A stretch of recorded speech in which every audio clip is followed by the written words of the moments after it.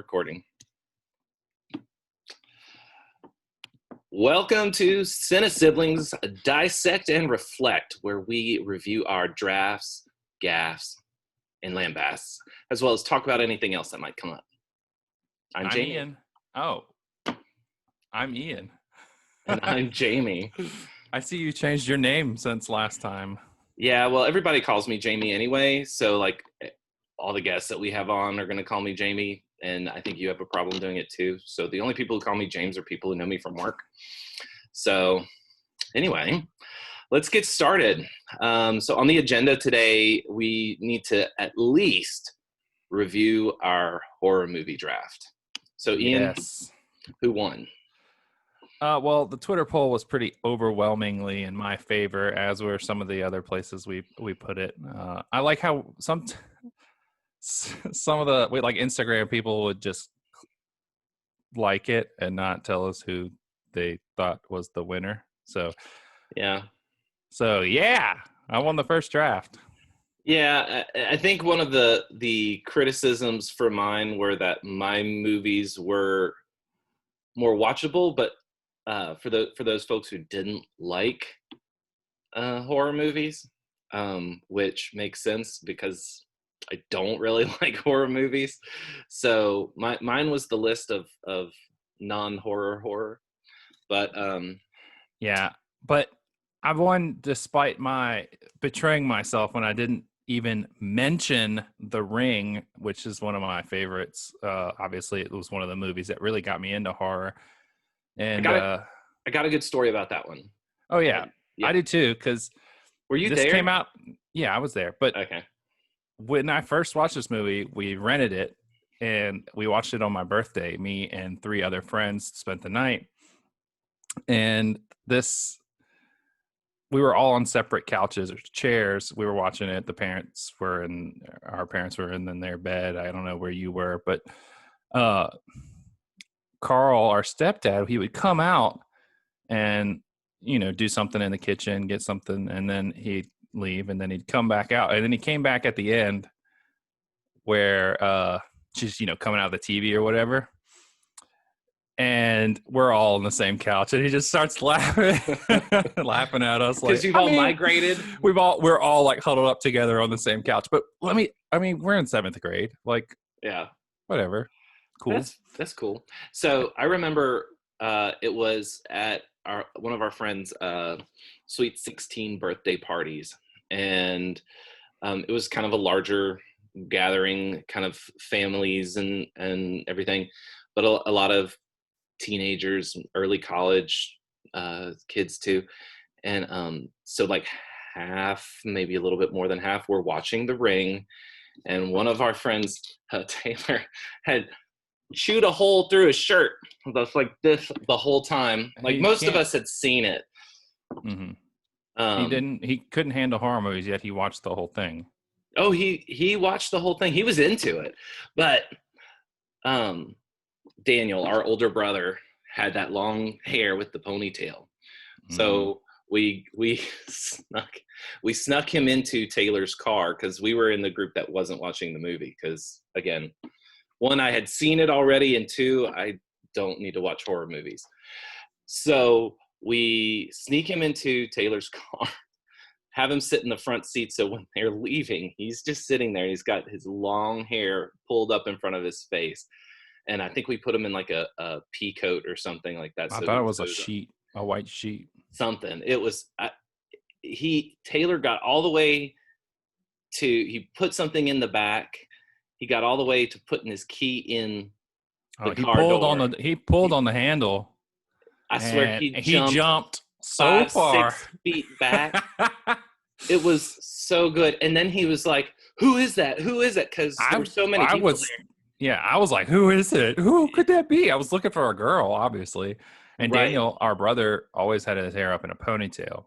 Yeah. So it didn't even cross my mind that was him. Well, and he was like, Elizabeth, is it? And she's like, I'm right here. And we all, like, a lot of people thought that Daniel had left early because he was wanting to do that because he was considerably older than most of the people there. So he would kind of make an appearance and then leave these kinds of events, just be like, hey, yeah, I care about you. Happy birthday. Goodbye. Right. Sort of thing. But it was good. It's one of the things that is always fun about scary movies with people is the taking advantage of their fear. Right. Which reminds me of the nice little one that I played on you as well. Dude. Okay, so we talked about slashers and then Chucky. Obviously, I always say that Nightmare on Elm Street is my first movie, but I don't, my first horror movie, but I don't remember when we watched the Child's Play series. And they were on TNT, USA, I think. USA had those marathons of all the Child's Play movies, like nonstop, I feel like. I guess when television networks get the rights to play a movie, they play the hell out of it. They would play them over and over. Right.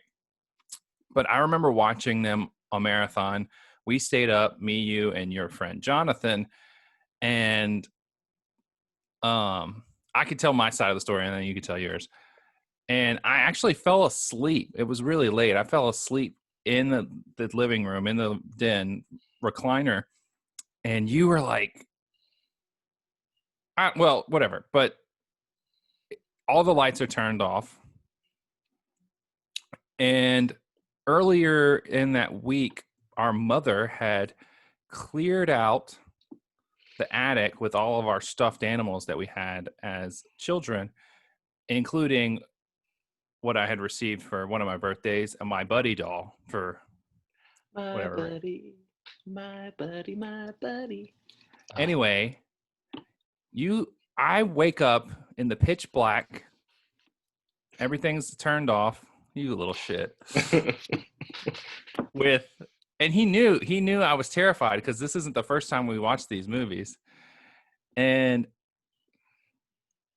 the My Buddy doll is in my arms as I'm sleeping. I could tell you I threw it so far away from me and then jumped out of the bed, ran down the hall, and then I would peek back into the hallway. Or I'd peek back into the den from the hallway, and I would just see its little feet sticking out. Like sticking out from behind the recliner. I'm like, oh no. I remember being in our room and hearing the thud, because we had those old wood panel walls back then. And so they would echo pretty well if you hit something on it. I remember just like waking up hearing the thud, just like going, yeah, it worked.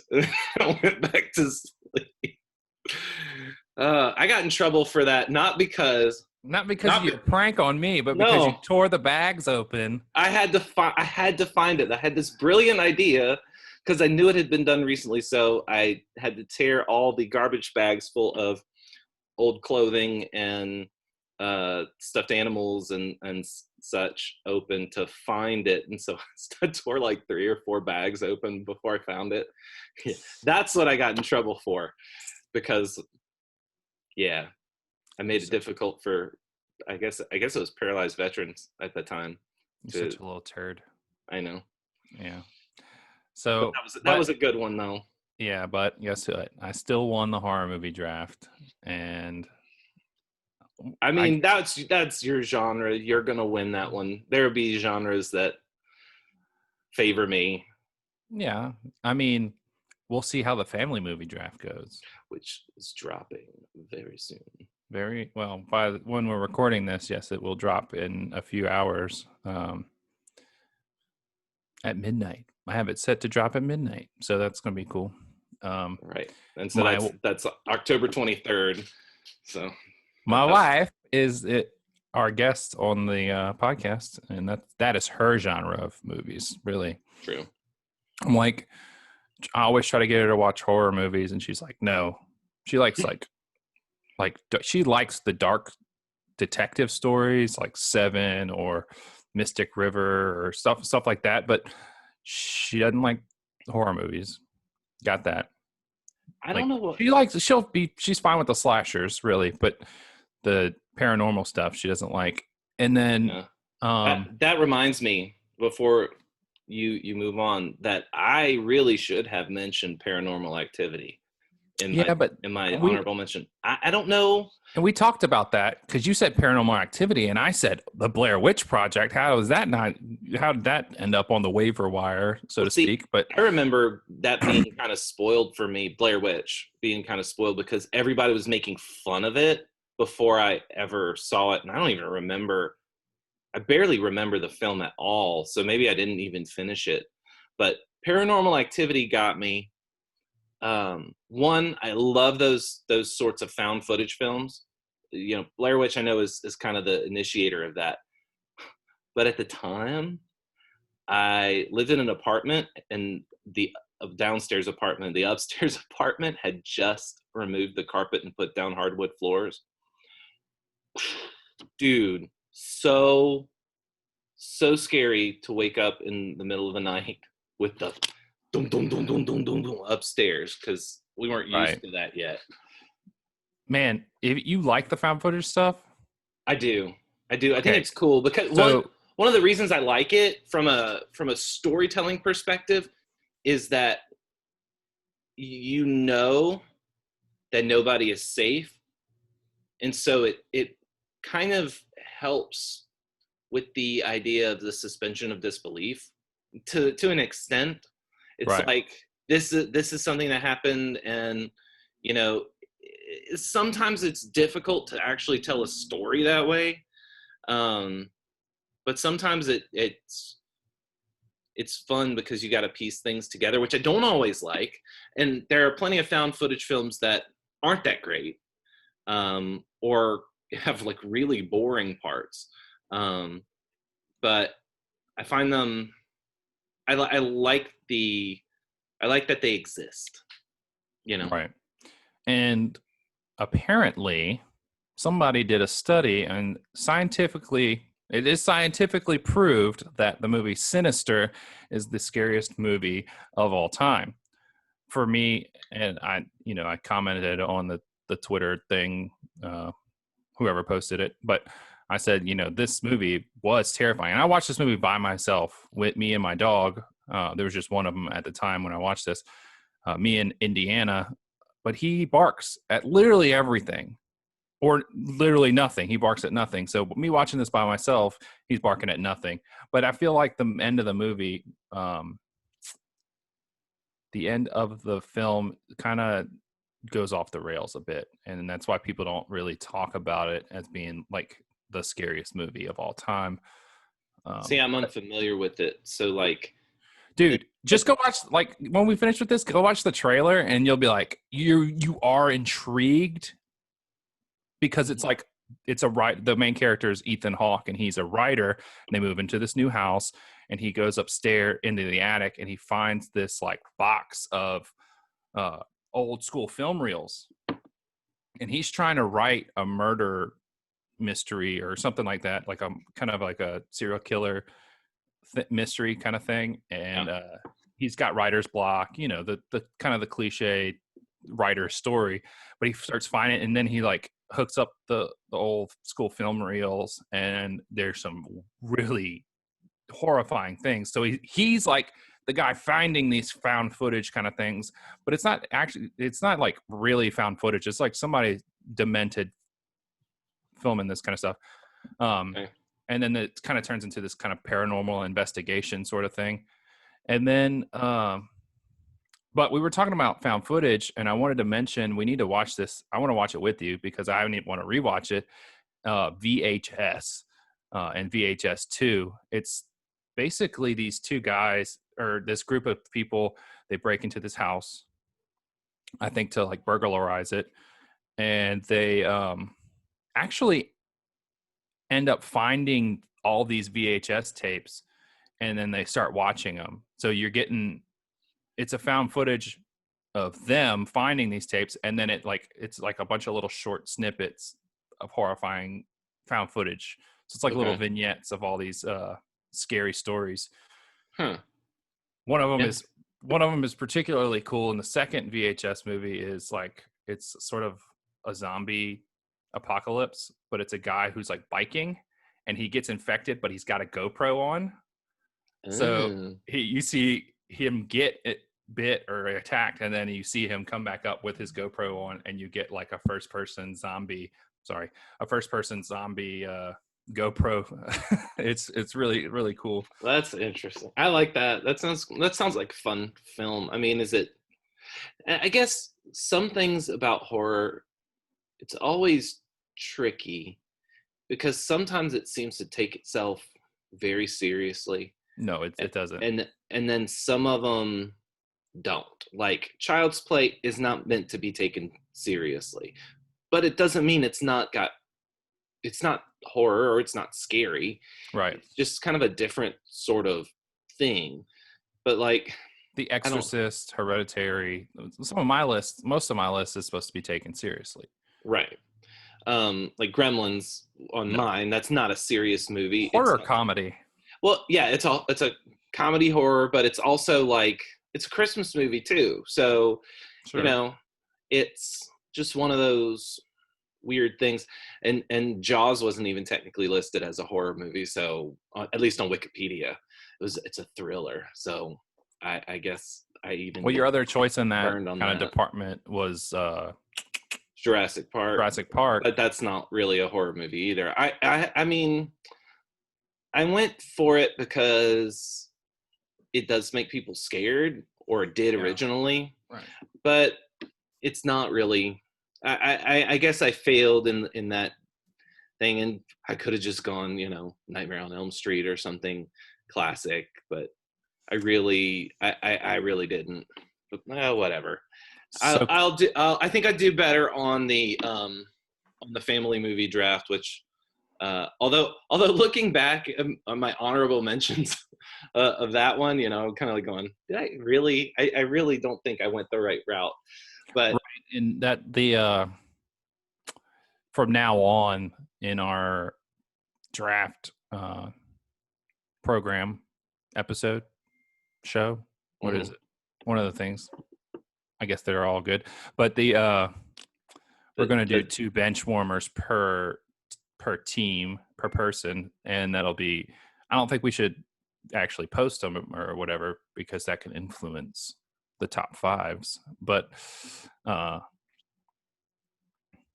it just makes for more programming. Gotcha. Content. Well, so who do you think is going to win the family movie draft? Who's got the best top 5? Without giving any spoilers, I mean, if we're going, I mean, I really do like your choices, but I think, yeah, you do a lot of adventure stuff. I kind of went with some personal favorites. You did steal one from me. That would have been on my list.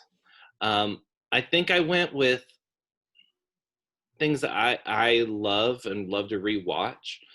I may have been too self-indulgent though to get the win on this one.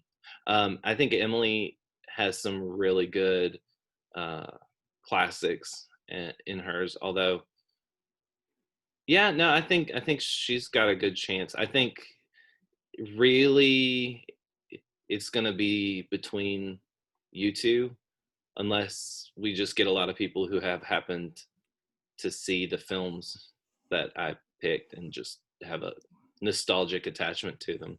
Right. So, I mean, so I want to, is there anything from our previous 2 deep dive pods we need to cover or address any gaffes that we made?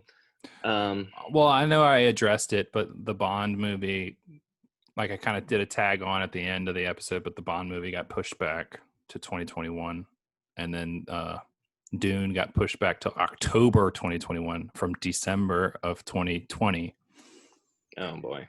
So I'm like, dude, movie theater. And then Disney came out and said that they're not going, their focus is just going to be streaming content for Disney Plus.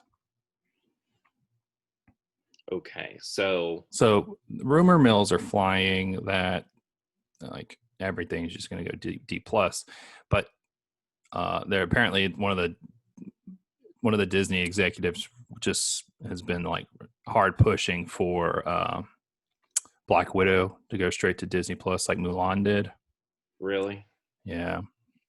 I'm just like, man, movie theaters are done, I think.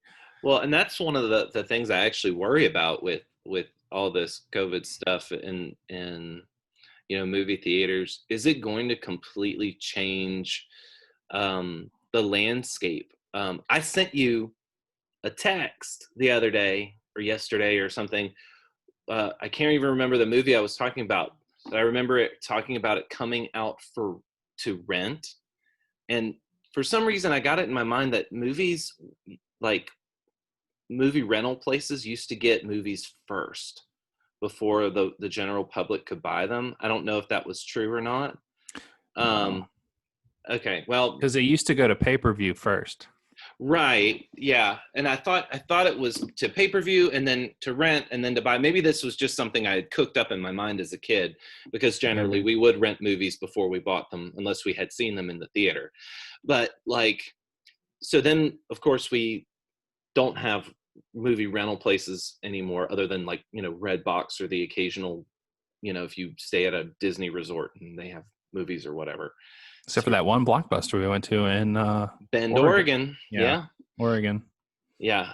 Which if you're in Bend, Oregon, which you should go because it's like beautiful. Go visit that Blockbuster there.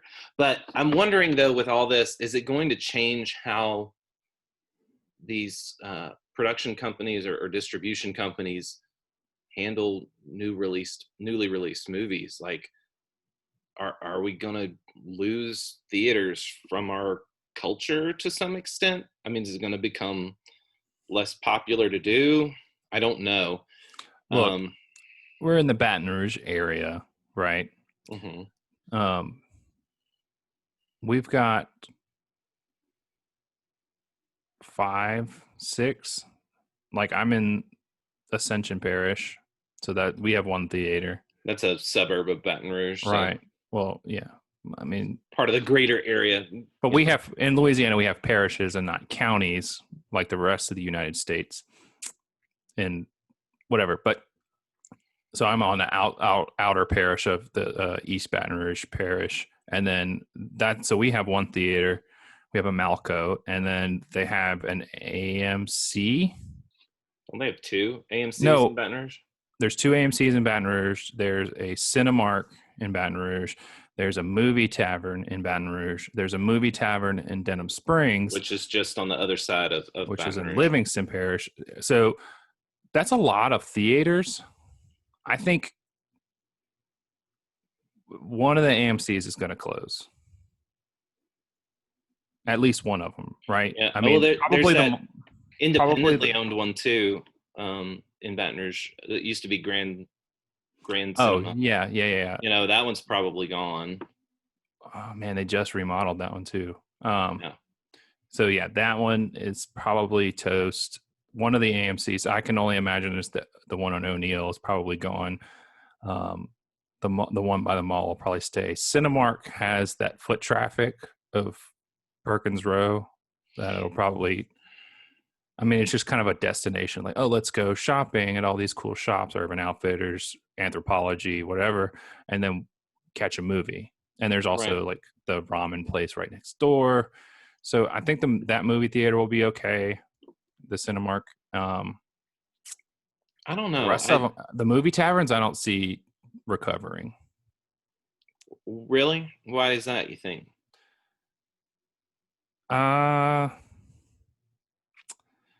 If they don't start getting new movies and new traffic, I just think a lot of the theaters are going to close.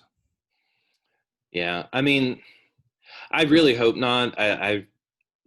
One of the things we did is we took, family and rented out a theater, and split the cost, and that was a pretty cool thing. We did it twice, I think, actually. Right. Yeah. Did it well.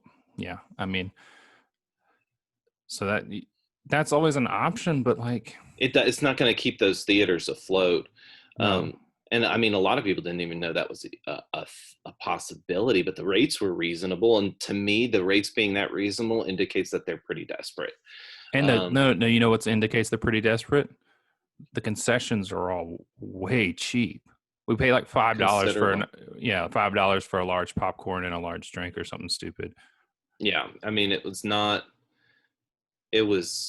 that's where they make a lot of their money. But then again, they're not paying the exorbitant rental fees of those new movies because they're not really pushing anything out. We did see New Mutants, which I don't really recommend because it's not very good. That is not one we're going to be reviewing anytime soon, unless it's on a bad superhero movies draft.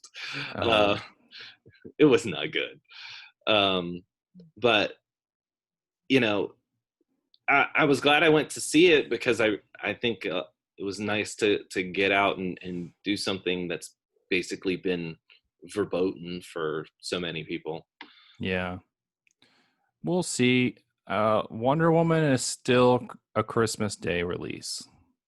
So interesting choice, but there's a lot of rumors that saying it would go straight to streaming, skip the box office. But like at the same time, I'm like, but why not do both? That's what I'm curious about. Why not do both? Maybe because theaters don't want to share that sort of thing.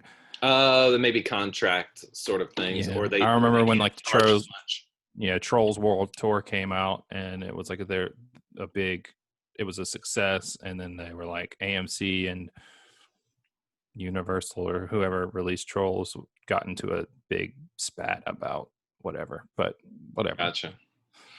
Yeah, that's a lot of legal stuff that I'm neither equipped nor that terribly interested in covering.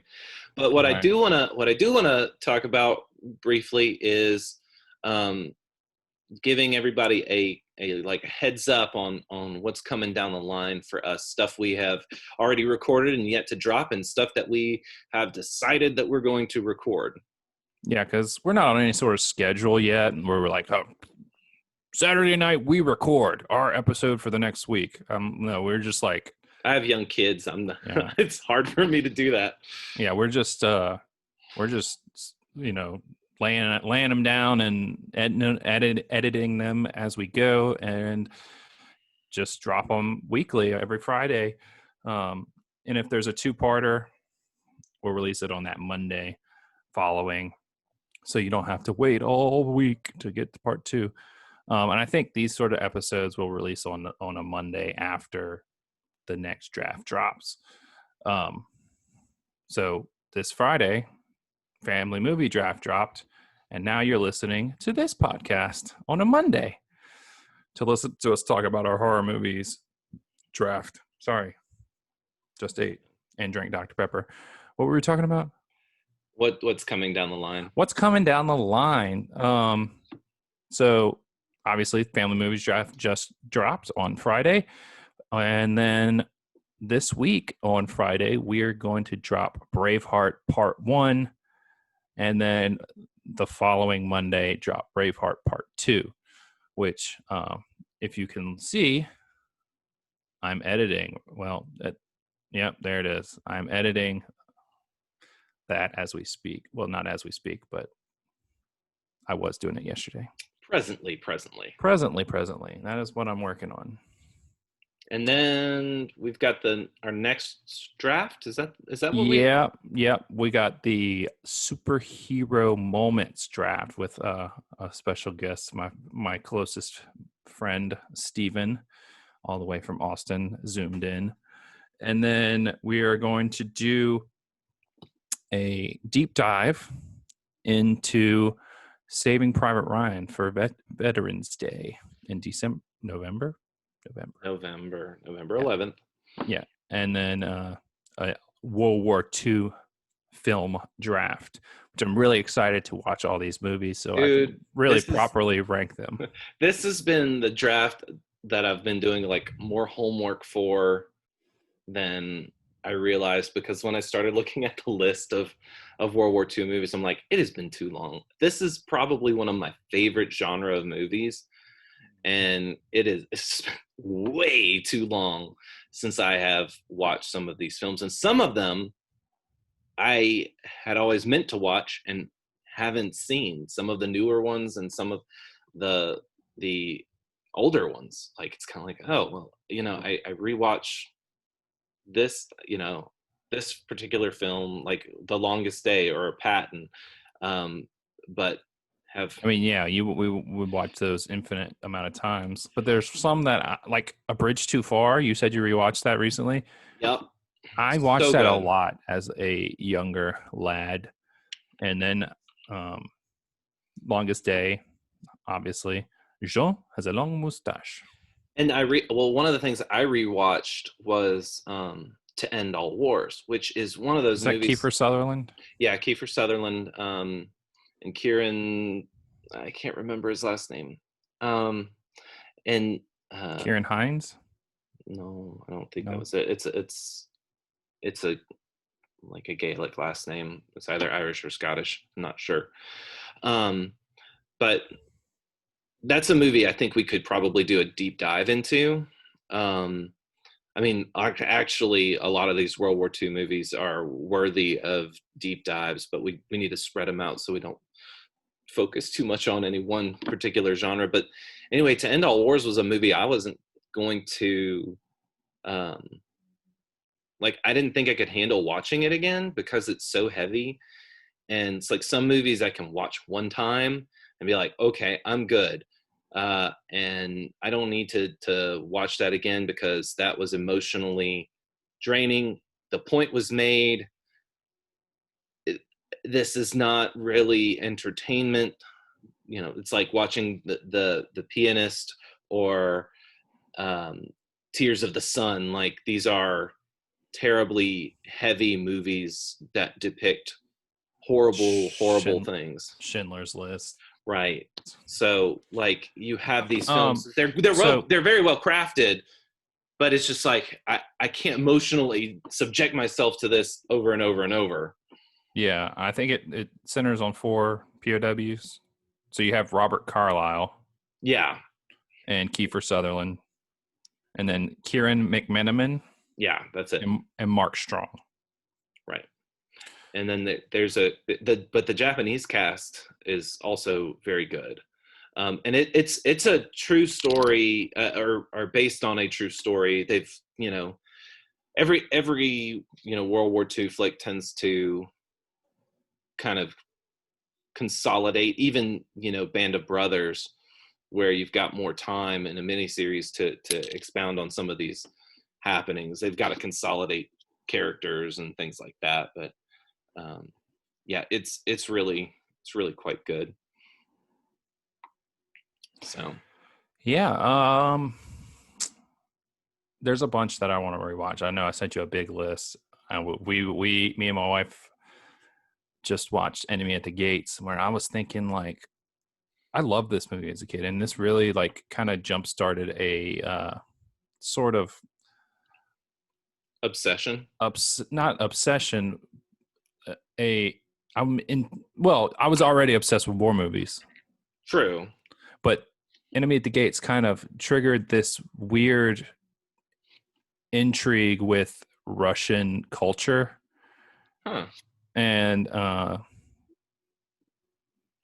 mean, I've watched the entire series of The Americans like twice. It's very, very intriguing to me. I mean, I know Stalin's a terrible person or whatever, but just like the legends and the way they live their lives is very intriguing to me.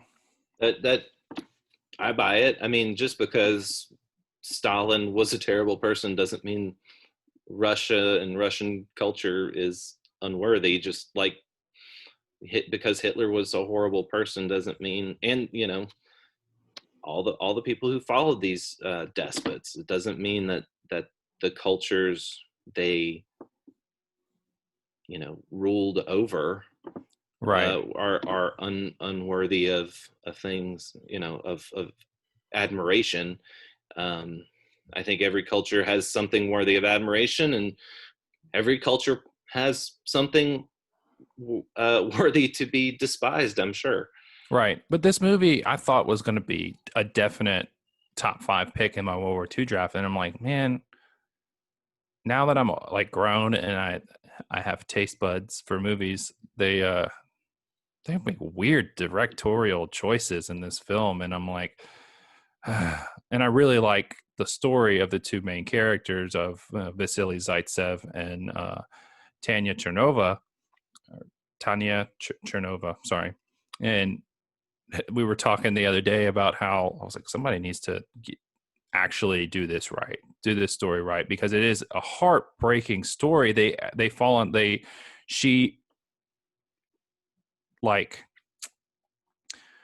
a Russian American actually, and this is Rachel Weisz's character in the movie, and she goes to one of the Soviet owned, basically occupied countries, Bosnia or some other, I don't have it right on hand, but she goes back home to save her grandparents from basically the German invasion, to find that they're already dead.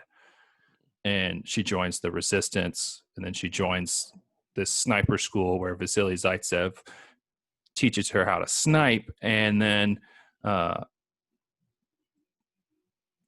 she they fall in love, and then twist of events of a war, they get separated and torn apart, and then in like 1960 something, she finds out that they find out that they're each other still alive, and she was heartbroken to find out that he had married somebody else because she still was in love with him. Wow. So I'm like, oh man. And the movie does not do that story justice at all, because at the end she's just a tool, when in reality she's like this badass sniper, and she's just the love interest, right?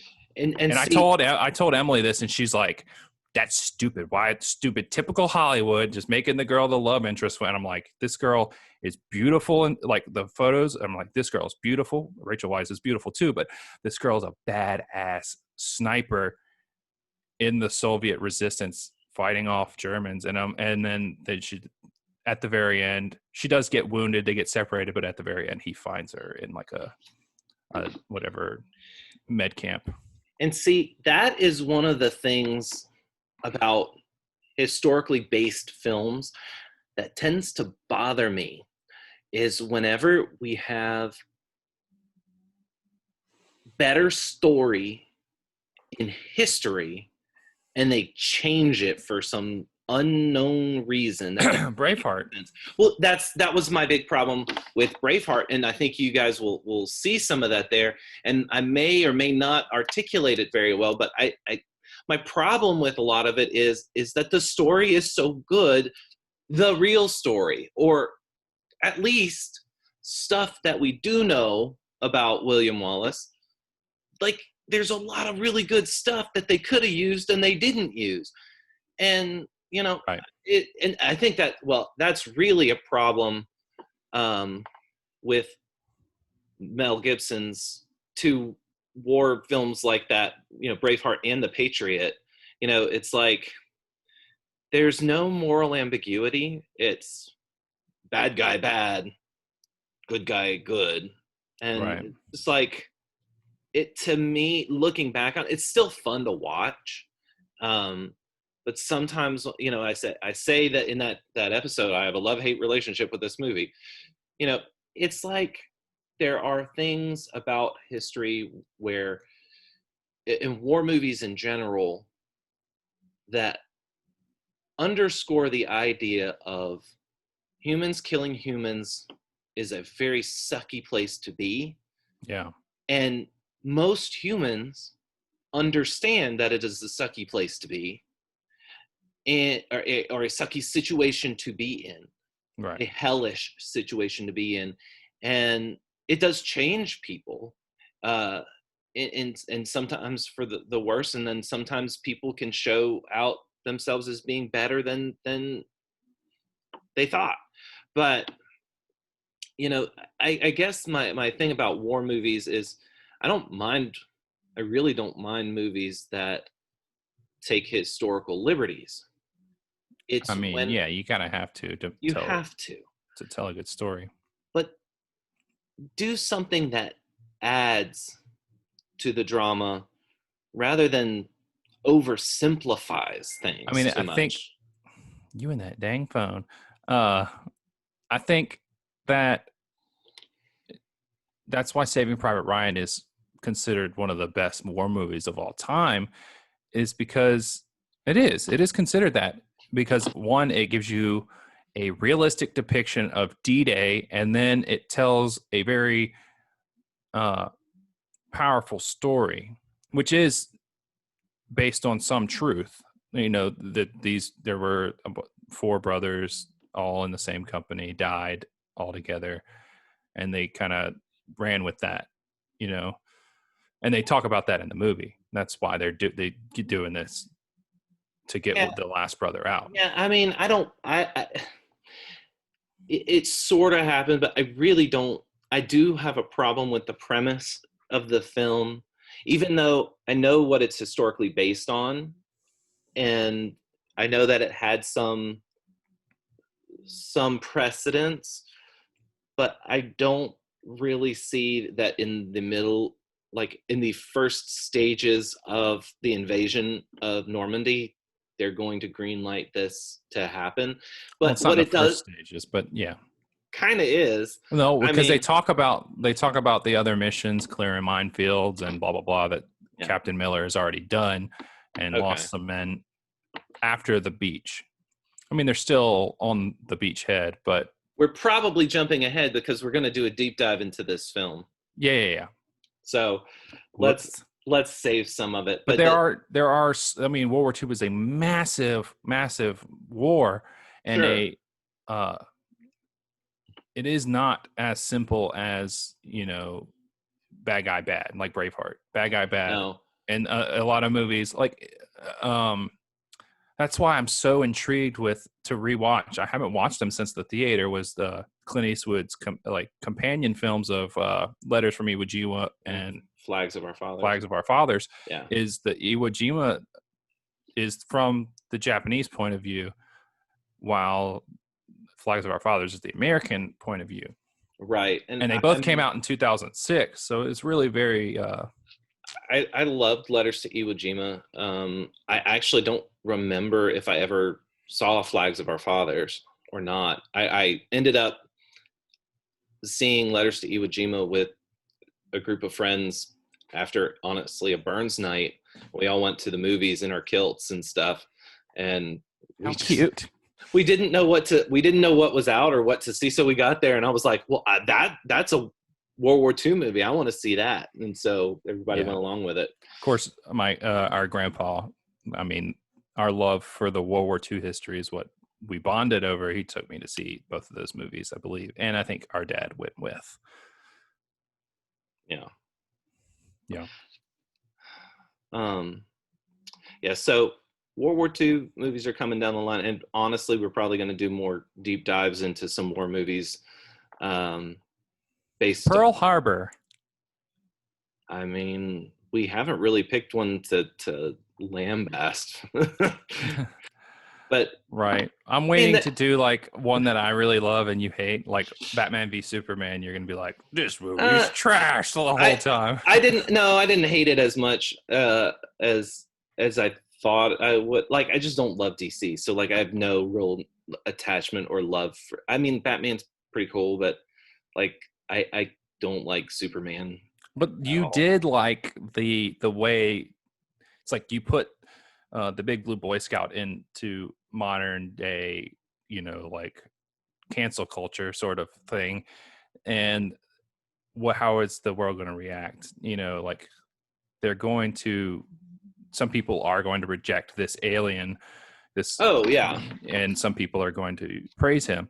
I think that's the way to. I think that is the way to really go about it. And I think Man of Steel is actually one that we want to cover. Um, that was one you had requested covering soon. Right.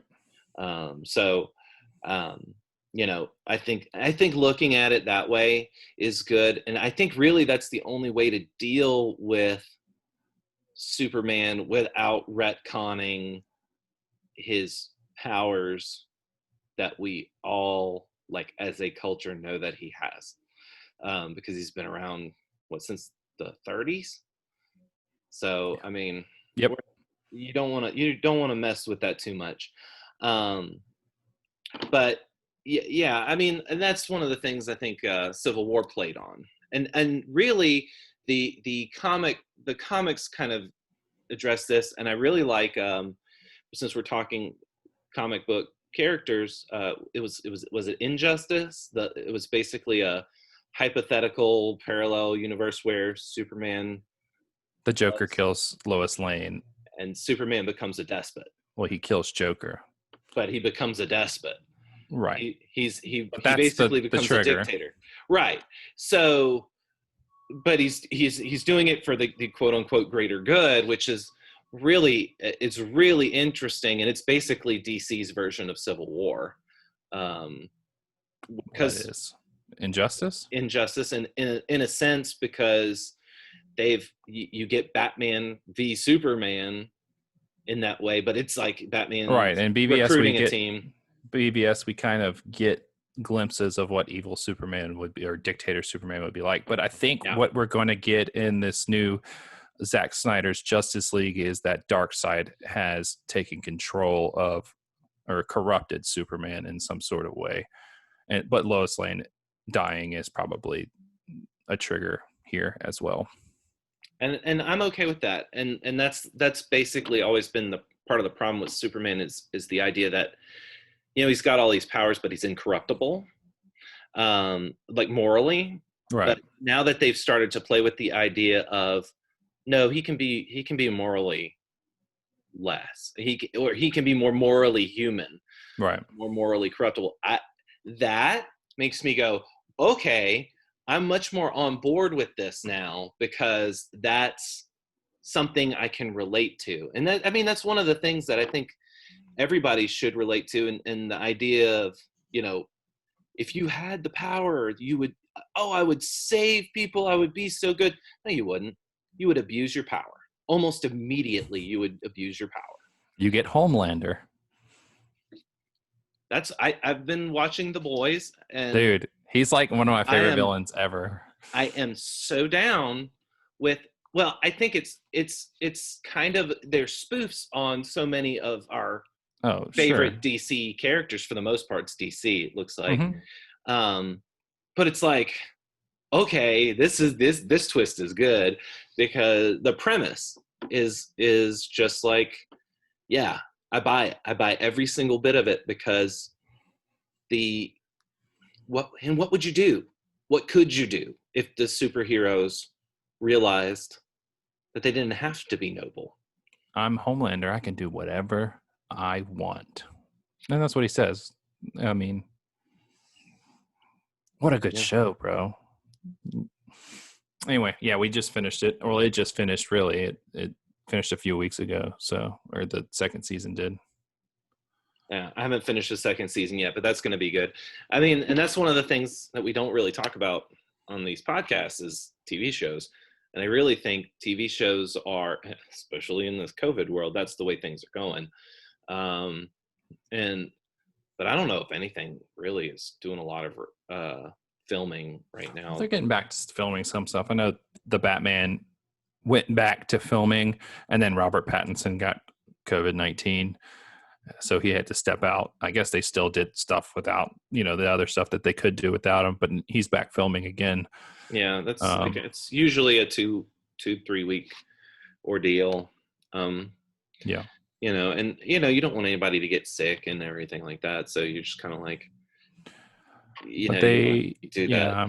I'm sure they have safety guidelines in place to, because this is a multi-billion dollar, maybe $1 trillion industry. It's something you got a movie like Aquaman making $1 billion at the global box office. So yeah, I mean, if you count up all the revenue from all the DC, there's just the superhero movies in general, you have a lot of Yeah. definitely Well, multi-billion-dollar industry. yeah, But we and got Mandalorian coming down in a next week. that's true. But I think though, with the problem with even if you're filming films, movies. Oh, Mandalorian, the child. Now, if you're filming right now, like we don't even have ideas of when these things are going to be released. So hopefully they'll spend lots and lots and time, editing and making things absolutely spot on. Yeah. Um, but the so really though, never been a better time to be catching up on older films. All the old films you wanted to watch, because there's a lot of stuff available in streaming, even if you got to rent it via streaming. Which when we were doing our Marvel, MCU marathon through, we were watching like one a day. Yeah. And there were a few that we were like, we don't own this. Okay, yeah, we need to.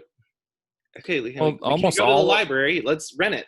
This was like the first month Yeah. of the lockdowns and stuff, which Louisiana was more locked down than a lot of other places were. What? There's a few movies that are not on Disney Plus. I think the Spider-Mans aren't on Disney Plus, and the Incredible Hulk is not on Disney Plus. Yeah, I think there may be a few others that are still contracted out to Netflix or something, but I don't know. I mean, I don't keep up with that stuff as much as others do. I know you keep up with it a lot more than I do. I'm on this duo. I'm more about the looking at films like literature and analyzing them in that way. I'm not really the industry guy. Yeah. I mean, I was a bit more into it. I've kind of fallen out of love with following all that stuff, but I still enjoy seeing headlines like Jared Leto's Joker is going to be in Zack Snyder's Justice League, apparently. So I don't look. After Heath Ledger, I thought I was never gonna like the Joker again, and then Joaquin Phoenix nailed it.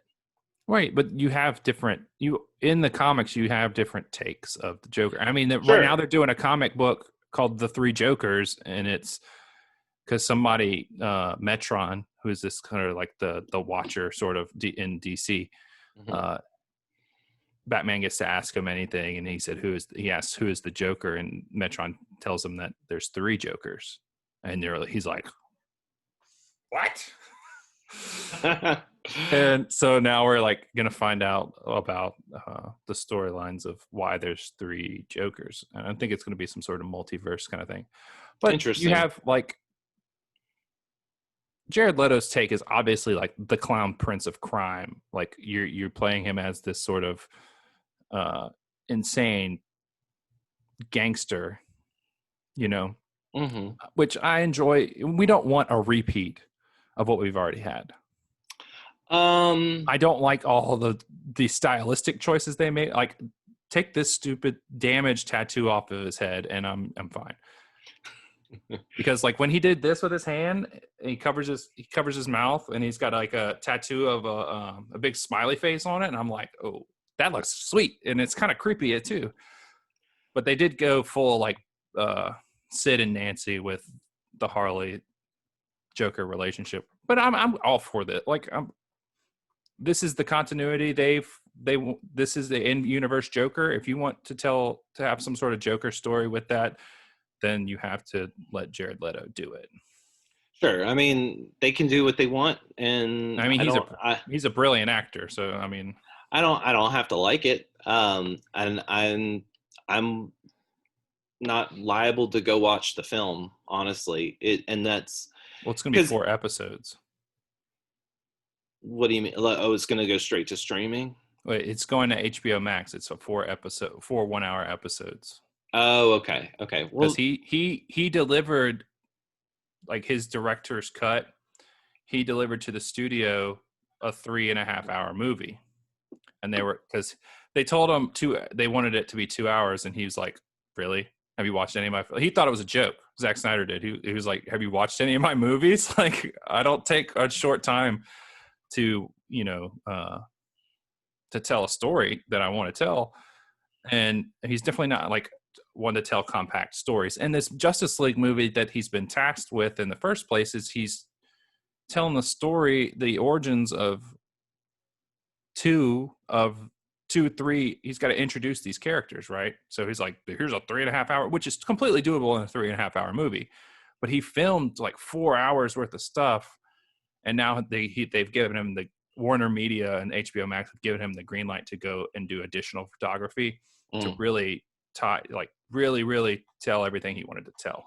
Well, that's good. And then maybe if it's like that, maybe I will watch it.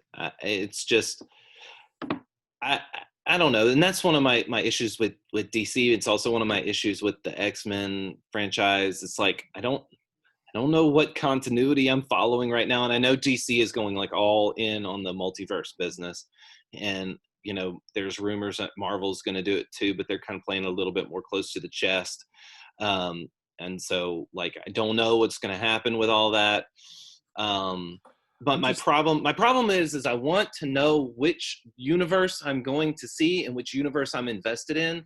It's kind of like when WWE did their brand split. They're going to have these superstars on Raw and these superstars on SmackDown. And I'm like going, well, wait, you really want me to watch both, but I would like to just watch one because I'm not going to invest that much time in your product. Right. But at the same time this is adaptations of comic books where there is tons of Elseworld stories. And then when somebody like Kevin Smith or Jeff Lemire or whoever finishes their Green Arrow run, and then somebody else picks it up, you get a little bit of callbacks to what somebody else wrote before you, but you're not. It's a new story, and they could take liberties with characters, and like you get new artists so you're really getting different looks for the same characters that start telling the same story. But before MCU, you didn't have this. You had you had the Christopher Reeve Superman, and then you had the Michael Keaton Batman in the same sort of era, but they weren't connected.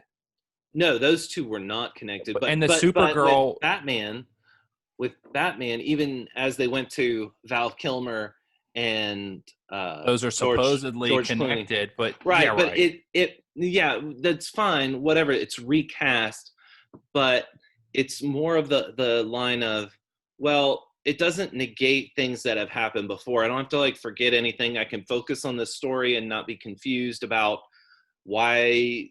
It's like, but if I go watch Joaquin Phoenix's Joker and see kind of a period piece, or at least it appears as such, which I really loved, and then I go in and I don't think that the average film goer is going in completely ignorant of what they're going to watch, but they go in and they go, okay, well, this is going to be about the Joker. And then they see Jared Leto's version. They're like, okay, this is not what I thought I was going to go see. And I'm okay with it to an extent. But the thing is it's like, it's what team are you on? Oh, I'm on Team Joaquin Phoenix because his version's just better. And, I think there's talk of doing a Joker 2. And really what they're saying is that Joaquin Phoenix is not the Joker. He is the sort of the person that inspires the actual Joker. That may be. That's fine. And if they want to have it work that way, then they can have it work that way. I guess part of it is, being spoiled by the MCU and them doing something that has never been done before. I saw a funny meme is, well, what if, if Lord of the Rings had been done after, whatever phase 3 of the MCU, like if it started after, it'd be like, the Grey Wizard Thor in one, and then they like do up, and then the first one is The Hobbit, and you know you'd have like all these solo films before you ever did it, and it's kind of like, yeah, that's kind of funny, sure. And that's one of my biggest arguments is people were like, DC didn't take the time to to flesh out all their characters. I'm like, shut up. You didn't need that. You don't need that. You don't get single movies of the Ghostbusters. Like, you don't, all these team ups that have been super successful and super popular didn't tell individual stories. Just because Marvel did it doesn't mean that DC needs to follow the same formula. No, it doesn't mean that how many origin stories of Batman do we need? Well, no, I think they rightly skipped over the Batman origin story. I think that's fine. Just like they rightly skipped over the Spider-Man origin story when they with Tom Holland's portrayal. Right. I think it's perfect because it's like, no, we know this story. Wait, why isn't Aunt May old? Why is she, Marissa Tomei? Doesn't matter. Just, you can move along. There's some differences to the story, as you may have known it, but the core, the kernel of the story is still there and implied, and that's fine. I'm okay with not doing origin stories. I think that we don't need. I think that with a lot of the team up films, I think they don't all always work. I think you can look at Fantastic Four and its various iterations and see that it doesn't work well for various reasons, other than the fact that the Fantastic Four has always been a little bit tongue-in-cheek and a bit cheesy. And I'm really anxious to see how the MCU treats those characters, and I think putting John Krasinski in there, I'm a proponent, and I think he's got enough charisma to make it work where it might otherwise not. But yeah, my dream casting, John Krasinski. I mean, this is all over the internet. So John Krasinski as Mr. Fantastic, Emily Blunt as Sue Storm, the Invisible Woman, Zac Efron as Johnny Storm, the Human Torch. Now the thing I'm up in the air with, I don't know who really can embody that sort of, I mean, it's going to be a CG character, but who has that voice to really drive home that character. But maybe like Craig T. Nelson would be a fun voice for him, like the guy who does Mr. Incredible, Coach, the dad in Poltergeist. But he's a little old. He's a little old. But no, because I think you need somebody to do the motion capture, like Mark Ruffalo and has done, and like Andy Serkis. Here's my choice for Dr. Doom. My choice was always Joaquin Phoenix to play Victor Von Doom. But now he's involved with Joker. I don't think it's ever going to happen. I don't think so. Okay, so I guess my issue with Joaquin Phoenix is he plays like psychopath well. Like I get that. Like Joker showed that his portrayal of Commodus in Gladiator shows he's got psychopath down, but he comes off a little less thoughtful and a little more capricious than I imagine Dr. Doom. Dr. Doom is one of those. I mean, he's honestly though, he was Feige's choice for Doctor Strange, and he turned it down because he didn't want to do a universe. But so they got Cumberbatch. I think Benedict Cumberbatch is a much better Doctor Strange than Joaquin Phoenix would have been. However, Joaquin Phoenix is one of the best actors alive. I don't disagree with you. My problem is that I have some more issues with seeing him as such a good character, like a good guy, than I do Benedict Cumberbatch. Maybe, I don't know. And part of it is that I really do love Benedict Cumberbatch's portrayal of Dr. Sherlock Strange. Holmes. He's good in that too, but I really don't know who I would have cast as Doctor Doom, and that's what I'm gonna have to think about. Do some fan casting. Um, uh, Maybe Rainn Wilson, so we can have. What? I'm just kidding. No, I would want. He voices Lex Luthor in some of the new animated DC stuff, and I'm like, oh yeah, he'd make a cool Lex Luthor. But then people would do the same thing. They're like, he's not intimidating enough. I'm like, okay. Yeah, I mean, Doctor Doom is always just. There are my dogs. I don't even hear him. He's super imposing, but he's got this sense of nobility about him too. Like, he's always bad, but he has these periodic times where he teams up with the heroes to beat a bigger evil, because or he'll side with the evil to do that. So I don't know. I really don't know, and I'd have to give that some thought. All right, here's comic book resources, top 10 actors we would like to see play Doctor Doom, and then we can wrap up. Number 10, Christoph Waltz. I have to look some of these up because I don't know all these. He's the guy. He's the bag. He's the Nazi in Inglourious Bastards. Oh, yeah. German actors would probably be good, since John Hamm, the guy from Mad Men. Ben Mendelsohn, he plays the I forget his character's name in Rogue One, the bad guy in Rogue One. Oh, yeah. Hugh Laurie, House. Oh, yeah, that would be good. Although the age might be a little off for him to be playing side by side with Krasinski. Right. If we got Krasinski. Dan Stevens, he's in Legion on FX. It's sort of an X-Men universe movie. He's supposed to be, it's crazy. And he also played Beast in the Beauty and the Beast movie. Oh, okay.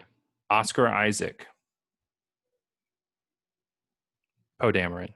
Yeah, I know, but I'm thinking it through. I mean, sure. Why not? Michael Fassbender. Magneto. Yeah, the problem is he was like just Magneto. Yeah. Like I can't do that. Rami Malek. You know who that is? I like should, but it's. He played Freddie Mercury in Bohemian Rhapsody. Oh. He's about to be the new Bond villain too, so we can actually see him embody a villain. Yeah. He's excellent in Mr. Robot. Right. Cillian Murphy. I think I found my Doctor Doom, bro. Dude, I'm in. Cillian Murphy is killing it on Peaky Blinders right now on Netflix. And I think he would be a great choice. Dude, and because also about the right age. And he's covered. Dr. Doom is covered in a mask, and nobody has piercing eyes like Cillian Murphy does. So I'm all for that. I'm with it. And their number one choice is Nikolai Coster-Waldau, Jamie freaking Lannister. This man is too pretty to have his face covered. What? Right. But I mean, so is Ryan Reynolds, and he's disfigured and covered in Deadpool. Yeah, but Ryan Reynolds is also like, he's so voice. He's got so much voice. Yeah. Like, which is, he's part the greatest part of his charm is voice, is how he talks, and the fact that, like, what was it, Wolverine? One of those Wolverine movies. X-Men Origins. Wolverine. Oh, it was X-Men Origins. Okay, Wolverine. And they sealed his mouth shut. It's just like, you guys are so stupid. You play up the merc with your strengths. The merc with the mouth gets his mouth sealed shut. Yeah. Yes. No. Yes, we know he is made fun of himself for that movie and the Green Lantern film. Well, it wasn't really his fault. I mean, maybe the Green Lantern stuff, but I mean, I think he would be an amazing Hal Jordan if he's given good material. Yeah, but there's excellent people involved in this film. Like Taika Waititi plays his best friend in the movie, and somehow and he's doing big things with The Mandalorian and Thor Ragnarok now. Okay, I have a question. Sure. Who would you pick to like direct a Fantastic Four movie? John Krasinski. I was thinking Guillermo del Toro. Nah, man, I want him for something dark. That's I why. want him. But we already have the Guillermo del Toro superhero movies. We already have Hellboy 1 and 2. I know. I was just thinking about that. And he was tapped for the Justice League Dark, where you get Constantine and Zatanna Zatara and Swamp Thing and Frankenstein and stuff. But and Dead Man and go on. But it kind of fell out, and now it's J.J. Abrams is doing it for a series for HBO Max, which sounds cool. And the Green Lantern is going to be a series on HBO Max where each episode is going to tell a story of a different Green Lantern. Makes sense. And the legacy of the Green Lanterns and stuff. The HBO Max is doing some really awesome stuff. And then all the DC Universe stuff, Titans, Doom Patrol, the Harley Quinn animated show. Don't let your kids watch Harley Quinn because it's hard R. But they're all coming to HBO Max. Okay. Well, looks like that DC has found its destination in lieu of or in response to. It's funny that it's HBO and Marvel's all found its way to Disney Plus. It's very well, right, but it's very like Marvel's owned by Disney. Yeah, well, Marvel's owned by Disney, and HBO and DC is all owned by Warner Brothers, Warner Media. Until Disney buys it. That's not going to happen.